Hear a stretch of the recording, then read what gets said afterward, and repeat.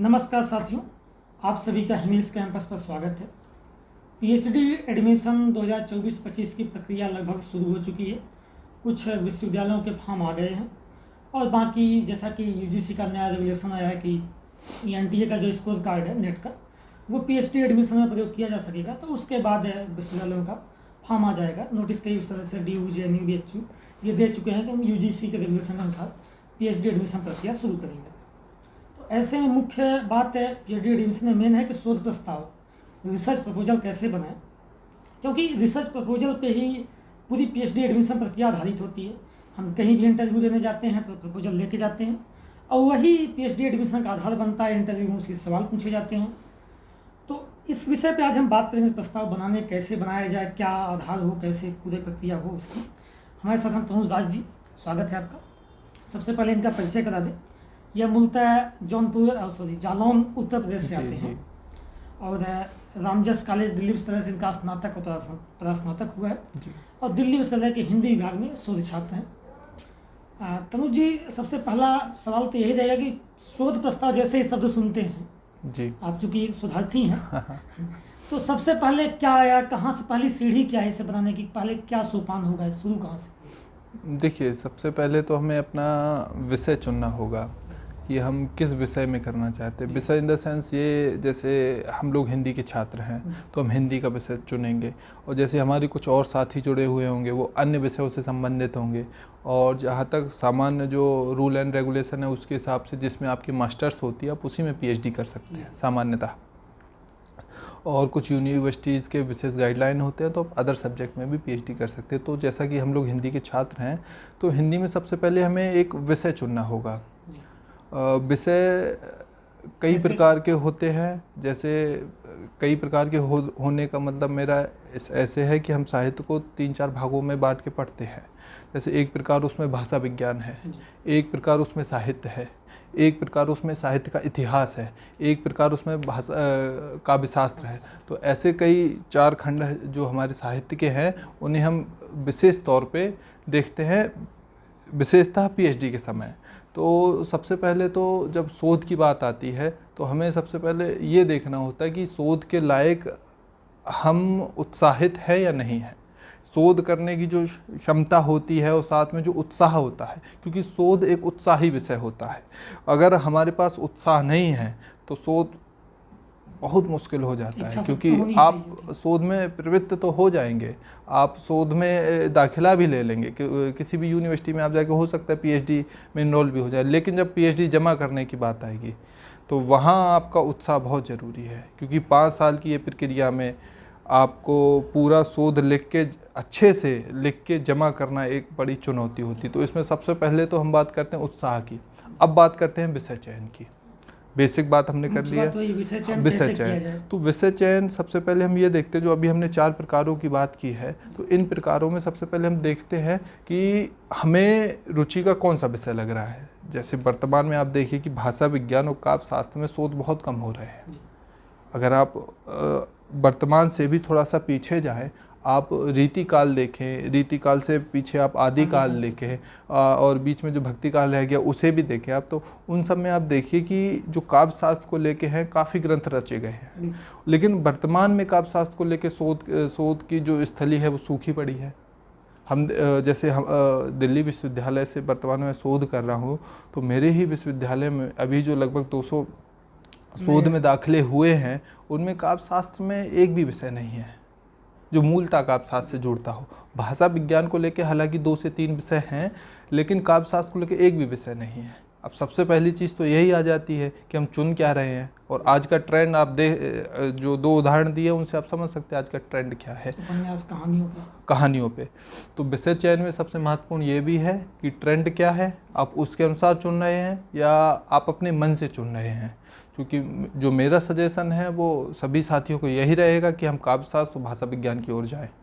हाँ। इसमें विश्वविद्यालय की भूमिका भी तो होती होगी उसके हिसाब से। जी, विश्वविद्यालय की पूरी भूमिका होती है इसमें, क्योंकि विश्वविद्यालय ही इच्छुक और अनिच्छुक होता है किसी विषय को अपने अंडर कराने के लिए। अगर कोई विश्वविद्यालय चाह रहा है उन विषयों पे कराने के शोध कराने के लिए या नहीं चाह रहा है। जैसे मैंने इसके पहले विश्व भारती में भी जो इंटरव्यू दिया था शोध को लेके, तो वहाँ वो लोग बहुत उत्साहित हैं काव्यशास्त्र पे, भाषा विज्ञान पे काम कराने के लिए। हालांकि वो नहीं, वर्तमान के अधिकाधिक विश्वविद्यालय इस पे उतारू हैं कि वो भाषा विज्ञान और काव्यशास्त्र को अच्छा काम कराएं।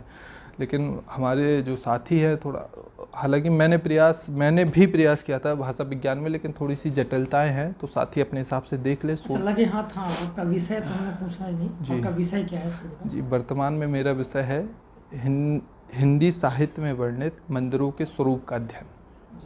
जी, जो ये विषय हमारा अंतर अनुशासनिक विषय है, जिसमें कई जो विषय हैं वो आपस में संबंधित हैं। जैसे सबसे पहला तो इसमें हमारा पुरातत्व का विषय भी अंतर संबंधित है, और कहीं ना कहीं इसमें समाजशास्त्र भी संलग्न हो जाता है, और उसके बाद समाजशास्त्र के बाद इतिहास का तो विषय फिर हम इसे कह ही सकते हैं। और साहित्य में भी बात करें तो ये 3 कालों को जोड़ता है, पहला आदिकाल, दूसरा भक्ति काल और तीसरा रीति काल। ये हुई हमारे विषय की बात। मैं दर्शकों को बता दूं, इन्होंने एक शब्द टर्म यूज किया, अंतर अनुशासनिक। मतलब एक साथ 4-5 विषय, 3 विषय, 2 विषय, एक से ज़्यादा विषय, मतलब मानविकी में ही रहेंगे आप, इतिहास हो सकता है, समाजशास्त्र हो सकता है, ठीक है, उसको लेके आप काम कर रहे हो, तो वो हो गया इंटरडिसिप्लिनरी हिंदी, इसकी अंग्रेजी में हो जाएगी, ठीक है। शोध प्रस्ताव, अब जैसा आपने टॉपिक भी बता दिया, क्षेत्र बता रहे हैं कि भाषा विज्ञान काव्यशास्त्र पे है, तो मान लीजिए कोई विषय आप ले लिए, तो उसमें क्या क्या सब टॉपिक, आयाम बनाना शुरू कैसे होगा, कुछ उसकी प्रक्रिया, प्रस्तावना, उद्देश्य, क्या कैसे चीज़ें हों जी, वो विस्तार से आप। जब हम एक विषय चुनते हैं तो उसी के साथ हम उससे संबंधित साहित्य भी चुनते हैं, और उस साहित्य को चुनने के साथ हम उस साहित्य का वर्तमान, भूतकाल और भविष्य भी देखते हैं अपने विषय के साथ। जैसे ही मान लीजिए एक हम उदाहरण के तौर पे लें कि हमने भाषा विज्ञान में चुना प्रोक्ति, तो जैसे ही हमने प्रोक्ति चुना तो प्रोक्ति से संबंधित साहित्य देखना होगा हमें कि हमारे पास वो साहित्य उपलब्ध है या नहीं है। अगर नहीं है तो हम वो साहित्य कैसे अरेंज करें या कैसे उपलब्ध कराएं, जिससे जो हमारा मटेरियल है वो पर्याप्त हो सके। पहली चीज़ हो गई कि हम उससे संबंधित कंटेंट देखें, सामग्री है कि जी नहीं? सामग्री है कि नहीं। अब दूसरी बात आती है वो सामग्री ऑथेंटिक है या फिर अनुमान पे है, या किस प्रकार की सामग्री है। सामग्री तो आपने एकत्रित कर ली, लेकिन उसकी क्वालिटी क्या है सामग्री की। जैसे भाषा विज्ञान में सबसे बड़ी समस्या यही आती कि हिंदी भाषा में भाषा विज्ञान का जितना भी कंटेंट है वो कम मिलता है, आपको अंग्रेजी में जाना होता है। जितने भी भाषा विज्ञान पे बड़े बड़े शोध हुए हैं वो मुख्यतः अंग्रेजी में हुए हैं। जब मैं भाषा विज्ञान विषय ले रहा था तो मुझे भी ये समस्या बहुत आई थी। तो ऐसे ही आप भी जो विषय चुनेंगे, मान लो आदिकाल का आपने कोई विषय चुना, तो उस समय आप अपभ्रंश का उसमें बाहुल्य है, या अवहट्ट का बाहुल्य है, या पुरानी हिंदी का बाहुल्य है, भाषा का वैध है। हाँ, ये सब देखना होता है। तो सामग्री पहली चीज़ हो गई। दूसरी चीज़ हो जाती है जैसा अभी हम लोगों ने बात की सामग्री की ऑथेंटिसिटी, है ना, कि वो सामग्री कैसी है। अब तीसरी चीज़ आती है कि उस सामग्री में इतनी क्षमता है कि वो आपके 200 से 250 पेज लिखने के लिए आपको कंटेंट उपलब्ध करा पाती है या नहीं करा पाती है। हाँ, अब पता चले सामग्री के नाम पे आपके पास 200 पेज का कंटेंट है, लेकिन जब आप अपने शोध को लिखने के यार उस 200 से आप 20 ही पेज बना पा रहे हैं। अब आप मैं ये सारी समस्या व्यवहारिक बता रहा हूँ जो मैंने फेस की थी। भाषा विज्ञान में सबसे बड़ी समस्या यही आती है। और काव्यशास्त्र में भी बात करें तो काव्यशास्त्र का मुख्यतः जो साहित्य है वो संस्कृत में रचा गया है ना। हाँ, तो आजकल जैसा संस्कृत का प्रचलन इतना नहीं है, हम लोग भी उतना सहज नहीं हो पाते संस्कृत में, तो संस्कृत की भी समस्या आ सकती है अगर आप संस्कृत का ले रहे हैं। मान लो हिंदी का, अभी हमने आपको बताया कि पुरानी भाषाएं जो हिंदी की हैं या जिनसे निकल के हिंदी आई, उनकी भी समस्या आ सकती है। हाँ, तो वो जो सामग्री है वो शोध लिखने लायक है या नहीं है। पहली चीज़ सामग्री का संकलन, दूसरी चीज़ ऑथेंटिसिटी, और तीसरी चीज़ क्वांटिटी, कि वो पर्याप्त क्वांटिटी में है या नहीं। जब ये तीनों चीज़ें आप इंश्योर कर लें, है ना, कि ये उपलब्ध हैं आपको तीनों चीज़ें, तब जाके आप शोध का एक स्थायी जो नामांकन है वो करें। पहले तो आप एक बड़ा क्राइटेरिया, एक सर्कल चुनें आपने चुन लिया इन 4 प्रकार में से, मान लीजिए इतिहास, हिंदी साहित्य का इतिहास, आपने ये सर्कल चुन लिया। अब इसमें से भी आप एक सर्कल चुनेंगे, साहित्य में कौन सा हिस्सा, हिंदी साहित्य का आदिकाल, हिंदी साहित्य का भक्ति काल, हिंदी साहित्य का रीति काल, या हिंदी साहित्य का आधुनिक काल, या हिंदी साहित्य का वर्तमान काल, है ना। तो इन सब हिस्सों में से आपने सबसे पहले इतिहास चुना, इतिहास के बाद फिर आपने एक छोटा सा हिस्सा चुना कि हिंदी साहित्य में कौन सा इतिहास, ठीक है। अब उस इतिहास में भी आप एक टॉपिक और छाटेंगे कि उस इतिहास में से भी, पार्टिकुलर इतिहास में से आपको विषय क्या लेना है, किसी लेखक पे लेना है, हाँ, या किसी मुद्दे पे लेना किसी लेखक पे लेना है, या वहाँ की सामान्य प्रवृत्तियों पर लेना है, या वहाँ के जो सामाजिक मुद्दे उन पे लेना है, फिर आप वो चुनेंगे। अब हम चौथे सोपान पे पहुँच चुके हैं। पहला सामग्री संकलन हो गया, दूसरा उसकी ऑथेंटिसिटी पे बात हो गई, तीसरी चीज़ उस पर क्वांटिटी पे बात हो गई। अब हम बात कर रहे हैं उस सामग्री से एक शोध विषय तैयार करने का। हाँ, हमने एक अपने जो शोध विषय का नामांकन है वो कर लिया। अब नामांकन के बाद समस्या ये आएगी आपके पास कि उस नामांकन को सब टॉपिक में कैसे बदलें। टॉपिक तो आपने अपना डिसाइड कर लिया, अब उसको सब टॉपिक में बदलना होगा, क्योंकि आप ये समझिए 200 से 250 पेज की मिनिमम जो न्यूनतम वो पृष्ठ संख्या है वो लगभग 200 से 250 रहती है एक शोध की, है ना। ऐसा नहीं है कि आपको बस 200 पेज लिखने हैं तो कुछ भी लिख देना है।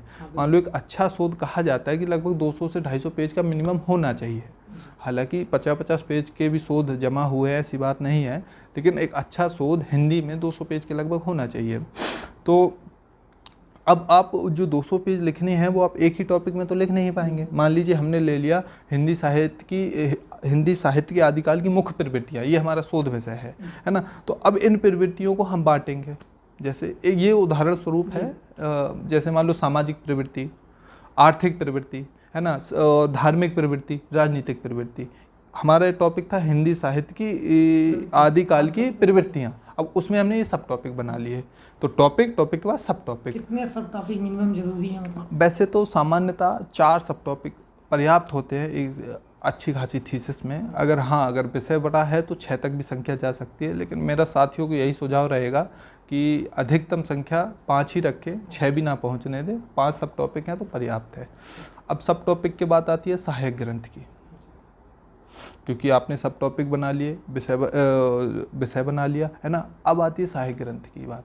तो सहायक ग्रंथ में हमारे जो भी मित्र हैं उनको ये प्रयास करना चाहिए कि जो भी सहायक ग्रंथ हो वो थोड़े ऑथेंटिक हो।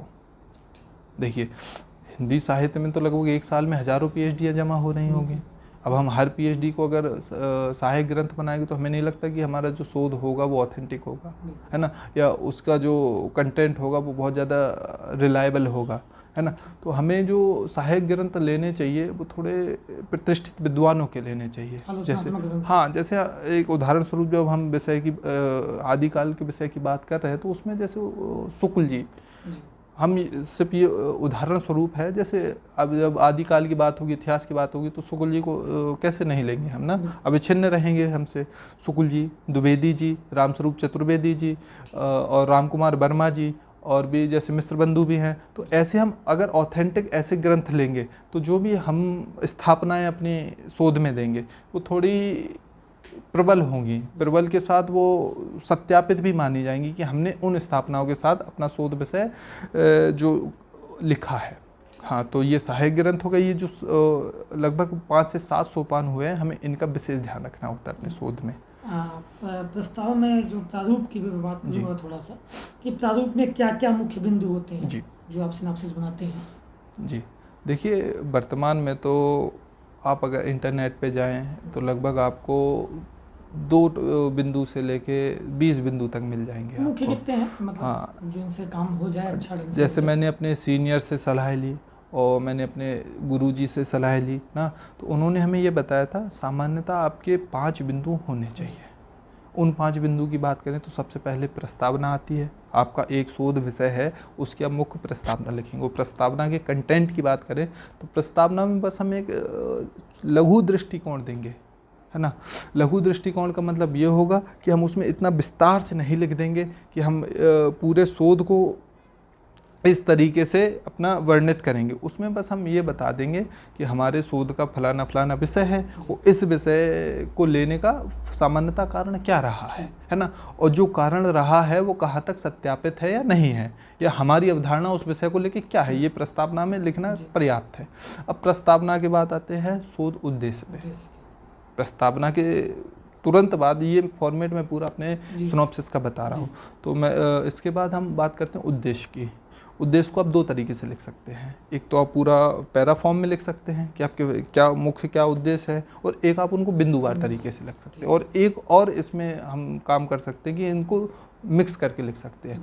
एक पैरा आप लिख दीजिए अपने उद्देश्य को लेके, उसके बाद बिंदु लिख दीजिए। मेरा सुझाव यही रहेगा कि आप मिक्स करके लिखें, एक पैरा लिख दें उसके साथ बिंदु लिख दें। और साथियों को ये ज़रूर ध्यान रखना चाहिए, जैसे हमें इस बात पे बहुत डांट पड़ी थी अपने गुरुजी से, क्योंकि हमने जो उद्देश्य था उसमें घुमा फिरा के बातें लिखी थी, तो गुरुजी ने काफ़ी डांटा था। तो मैं साथियों को यही सलाह दूंगा कि जो भी विषय ले और उसमें जो अपना आप लक्ष्य या उद्देश्य लिखें तो वो एकदम क्रिस्टल क्लियर होना चाहिए, एकदम स्पष्ट होना चाहिए कि आपका उद्देश्य ये है, और जो बिंदु लिखे आप वो बिंदु आपके जो स्थापनाएं निकलेंगी वो स्थापनाओं में वो बिंदु निकलने चाहिए।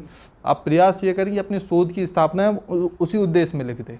एक आध वो उद्देश्य बदले तो बात अलग है, लेकिन जो 4 से 5 आप बिंदु लिखेंगे उद्देश्य में, वो वही उद्देश्य होने चाहिए जो पूरे शोध को पढ़ के आपकी मान्यताएं निकलती हैं। जैसे आज हम मान लीजिए शुक्ल जी की वो हिंदी साहित्य का इतिहास की किताब पढ़ते हैं, तो उसमें पहली स्थापना जो यही निकलती है कि हिंदी साहित्य को वीरकाल कहना चाहिए, आदिकाल, माफ़ कीजिएगा, आदिकाल को आदिकाल कहना चाहिए, वीर काव्य कहना चाहिए, है ना। तो इस हिसाब से ऐसी ही जो मान्यताएं हैं, जब मान लीजिए उसी पे हम शोध लिख रहे हैं, तो ये कुछ जो सामान्य मान्यताएं हैं तो वो मान्यता उसमें से निकलनी चाहिए, है ना। तो उद्देश्य में ये स्पष्ट होना चाहिए। अब आते हैं हम उद्देश्य के बाद उस अपने शोध प्रश्नों पे। तो उद्देश्य के बाद हम शोध प्रश्न लिखते हैं। हालांकि ये फॉर्मेट अलग हो सकता है, सबके हिसाब से अपने अपने हिसाब से लिख सकते हैं सभी बंधु।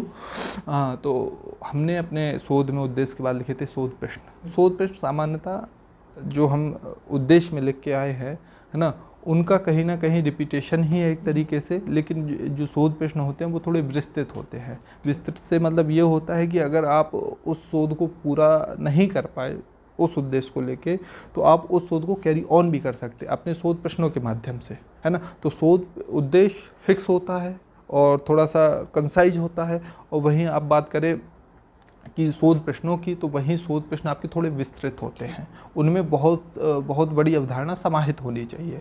अब ये आपकी लगभग 3 हेडिंग हो चुकी हैं। अब चौथी हेडिंग आती है मुख्य विषय वस्तु की, कि आपकी विषय वस्तु क्या है। हाँ, रूपरेखा कह लीजिए या विषय वस्तु कह लीजिए।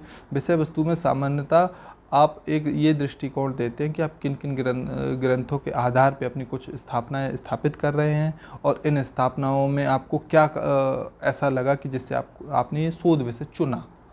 ये विषय वस्तु हम थोड़ा, या जैसे कह लें एक बैकग्राउंड तैयार करना कि आपके शोध का कैसे बैकग्राउंड तैयार हुआ, तो ये विषय वस्तु में, हालांकि ये इतना महत्वपूर्ण नहीं माना जाता है किसी भी शोध प्रस्ताव में, लेकिन हम मान के चलते हैं। अगर मान लीजिए कि बेंच आपके शोध में इंटरेस्टेड है, तो वो कई बार आपकी विषय वस्तु पढ़ती है कि आपने कैसे ये आपके शोध के विषय की यात्रा कैसे स्टार्ट हुई या कैसे चालू हुई। हाँ, और इसके बाद आते हैं हम सहायक ग्रंथों पे सीधा। जो सहायक ग्रंथ होते हैं वो अब संख्या बढ़ाने के लिए नहीं लिखने चाहिए। मैं अपने निजी अनुभव बता रहा हूँ, क्योंकि आप कोई भी विषय लेंगे तो उसमें आपको हज़ारों सहायक ग्रंथ मिल सकते हैं, हो सकता है कायदे का एक ही मिले आपको। तो जो सहायक ग्रंथ की संख्या हो वो 10 से 15 के बीच हो, लेकिन थोड़े अच्छे ग्रंथ में हो, प्रतिष्ठित, जैसे हमने अभी बात कही थी, प्रतिष्ठित ग्रंथ हो, थोड़े शोध विषय भी उसमें मेंशन हो कि पहले उन पे क्या काम हो चुका है, नहीं हुआ है तो संबंधित कोई शोध विषय हो तो उनका रेफरेंस लिया जा सकता है। तो ये जो 5 मुख्य बिंदु थे, इन 5 मुख्य बिंदु से हम अपना शोध को, माफ़ कीजिए एक बिंदु अभी रह गया है, वो है अध्याय विभाजन। जी, अध्याय विभाजन, माफ़ करिएगा। हाँ, तो वो जो शोध विषय वस्तु के पहले थी, शोध पृष्ठ के बाद ना अध्याय विभाजन भी करते हैं अपना। अध्याय विभाजन में हम सामान्यतः 4 से 5 अपने अध्याय लिखते हैं, जैसा कि अभी हमने बात भी की थी। अध्याय विभाजन करने के बाद हम अपने संदर्भ ग्रंथ पे आते हैं, और ऐसे इस प्रकार से हमारे 5 बिंदु पूर्ण हो जाते हैं। ठीक है, ये पूरा रूपरेखा हो गई शोध प्रारूप की। एक दो जगह संदर्भ ग्रंथ में आपने सहायक ग्रंथ कहा। जी सहायक ग्रंथ और आधार ग्रंथ, हाँ दो प्रकार के ग्रंथ जी। होते हैं। इनमें जरा अंतर आप एक बार बता दीजिए, क्योंकि इसमें बड़े कन्फ्यूजन रहता है कि आधार ग्रंथ किसे रखें, सहायक किसे रखें। जी देखिए, सहायक ग्रंथ और संदर्भ ग्रंथ को सामान्यतः हम अगर विभाजित कर सकते हैं तो वो कर सकते हैं अपनी स्थापनाओं पे। आप जिन ग्रंथों से आपकी मूलभूत शोध की स्थापनाएं बनती हैं तो उन्हें हम आधार ग्रंथ मानते हैं, और जिन ग्रंथों से उन स्थापनाओं को हम प्रमाणित करते हैं और उनके संदर्भ में कुछ और तर्क रखते हैं, उन तर्क के लिए प्रति तर्क भी रखते हैं, है ना, तो ऐसे ग्रंथों को हम सहायक ग्रंथ मान सकते हैं। और ये कोई एक डेडलाइन नहीं है इन चीज़ों की। जो मैं मान के चला था वो यही मान के चला था कि मेरा जो विषय था हिंदी साहित्य में वर्णित मंदिरों के स्वरूप का अध्ययन, तो जो अब यहाँ आधार ग्रंथ में हम जैसे मान लीजिए हमने बीसल देव रासो लिया तो ये हमारा आधार ग्रंथ माना जाएगा, क्योंकि बीसल देव रासो में जो भी मंदिर का वर्णन है वो अपने शोध में विस्तार से लिखेंगे। तो ये जो वर्णन हम लिख रहे हैं इसका आधार हमारा क्या होगा, बीसल देव रासो, ये हमारा हो जाएगा आधार ग्रंथ। ऐसे ही बीसल देव रासो से परमाल रासो, जो भी रासो साहित्य हमने जितने रासो साहित्य लिए हैं उन्हें हम अपने आधार ग्रंथों में लिखेंगे। और वहीं अब आ जाए सहायक ग्रंथ की बात, तो हम जब इतिहास की बात करेंगे तो प्रतिष्ठित जो विद्वान हैं उनका कोई ना कोई ग्रंथ लेंगे, और उनके ग्रंथ के साथ जो उन्होंने रिसर्च पेपर उस पर लिखे हैं, रिसर्च पेपर के साथ जो उन्होंने अपनी मूलभूत स्थापनाएं कहीं लिखी हैं तो उन स्थापनाओं को लेंगे, तो वो हमारे होंगे सहायक ग्रंथ। अब हम उनको आधार ग्रंथ नहीं कह सकते और इनको सहायक ग्रंथ नहीं कह सकते, तो ये थोड़ा सा एक विभाजन हम कर सकते हैं सहायक ग्रंथ और संदर्भ ग्रंथ में और आधार ग्रंथ में। जी एक प्रश्न और है मेरा कि जैसे शोध प्रस्ताव आपने बनाया, आपका एडमिशन हो गया, पास हो गया, तो ये क्या बाद में बदलाव हो जाता है या उसी पे कार्य करना होता है? विश्वविद्यालय गाइड क्या रुख होता है इस पे? अपने मन से कोई बदल सकता है या नहीं बदल सकता? जी, ये एक महत्वपूर्ण प्रश्न है। इसकी गाइडलाइन की अगर बात करें तो गाइडलाइन के अनुसार शोध जब तक डिफेंड नहीं होता है तब तक शोध में परिवर्तन हो सकते हैं और होते भी हैं। और जैसे जब शोध आपका जो रिसर्च टॉपिक है वो डिफेंड हो गया है तो उसमें जो क्या बोलते हैं सुधार है वो थोड़ी एक जटिल प्रक्रिया हो जाती है और सामान्यतः होते भी नहीं हैं। हाँ, अगर वो आपको शोध डिफेंड होने के बाद भी आपको ऐसा लगता है कि जो आपने विषय लिया है उस पर शोध नहीं हो पा रहा है या किसी कारणवश नहीं हो सकता है, तभी आप बदल सकते हैं। लेकिन टॉपिक डिफेंड होने के पहले जो शोध बदलाव की प्रक्रिया वो बहुत आम होती है और कई बार यूनिवर्सिटियाँ बदलती है। मैं अपने साथियों का उदाहरण लूँ तो मेरे कई साथियों का जो शोध है पूरा विषय ही बदल दिया है। हाँ, वो विषय अपना इतिहास पे लेके गए, उनका विषय आलोचना पे हो गया है, वो अपना विषय भाषा विज्ञान पे लेके गए तो उनका विषय साहित्य इतिहास हो गया है। यूनिवर्सिटी ने खुद कर दिया या अपने मन से कर दिया? नहीं, उन्होंने नहीं किया। जो बेंच BRS मीटिंग होती है उसमें बदल गए। लगभग ऐसे 17 विषय बदले गए हैं और जितनी मेरी जानकारी में 17 विषयों में मूलभूत बदलाव हुआ है और लगभग 54 विषय ऐसे हैं जिनमें थोड़े बहुत बदलाव हुए हैं। शोधार्थी खुद चाहे तो ही बदल सकता है? शोधार्थी बिल्कुल बदल सकता है, जब तक डिफेंड नहीं हुआ है वो अपने गाइड से बात करके बदल सकता है। ये कोई ऑफिशियल प्रक्रिया भी नहीं होती है, इसमें आपको एक एप्लीकेशन लिख के देना होता है। हाँ, जितना अभी तक मेरे अनुमान माफ़ कीजिएगा मेरे संज्ञान में है उसमें आपको एक बहुत ज़्यादा ऑफिशियल प्रोसीजर नहीं अपनाना होता, अपने गाइड से डिस्कस करके आप बदल सकते हैं। तो ये सारी चीज़ें हम लोग बात ही करी। जी ठीक है, आपका बहुत बहुत आभार, आपने शोध प्रस्ताव पूरा प्रक्रिया बताया। ठीक है, सभी दर्शकों की तरफ से भी आपका आभार।